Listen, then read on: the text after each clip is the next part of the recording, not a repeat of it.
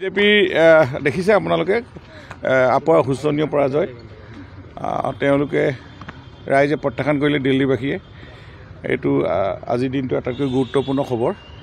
আপোনালোকে সকলোৱে দেখিছে যে এতিয়া প্ৰধানমন্ত্ৰী নৰেন্দ্ৰ মোদী সকলোৱে আঁকোৱালি লৈছে যোৱা 10 বছৰ তেওঁলোকৰ কুশাসন দিল্লীবাসী অতিষ্ঠ হ'ল আৰু তাৰ পৰিৱৰ্তন আৰু প্ৰধানমন্ত্ৰী নৰেন্দ্ৰ মোদী ডাঙৰীয়া বিজেপিৰ যি গোটেই বিশ্ব ভিতৰত দেশখন ভাৰতবৰ্ষ তাৰে কেন্দ্ৰ হ'ল ভূমি বুলি ক'ব পাৰিব দিল্লী গোটেই কেন্দ্ৰীয় শাসিত এই দিল্লীত এতিয়া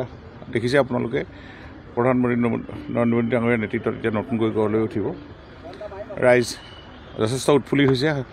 ই অকল সমগ্ৰ ভাৰতবৰ্ষৰ কাৰণে যে আঁকোৱালি লৈছে তাৰ এটা উদাহৰণ আপোনালোকে দেখিছে পুনৰ গতিকে আমি আজি প্ৰধানমন্ত্ৰী নৰেন্দ্ৰ মোদী ডাঙৰীয়া দিল্লীৰ নেতৃত্বত থকা বিজেপি টীম নিশ্চয় আমি ধন্যবাদ আমাৰ মাননীয় মুখ্যমন্ত্ৰী ডক্টৰ হিমন্ত বিশ্ব ধাৰাবাহিকভাৱে তেখেতে কেইবাখনো সভাত থাকি তেখেতৰ যেনেধৰণে তাত নিৰ্বাচনৰ জয়ত সহায় কৰিলে আমি মুখ্যমন্ত্ৰী মহোদয়ক ধন্যবাদ গোটেই দেশবাসী আজি উৎফুল্লিত তেওঁলোক শোচনীয় পৰাজয় মানে এতিয়া হিৰ' গৈ জিৰ' হৈছে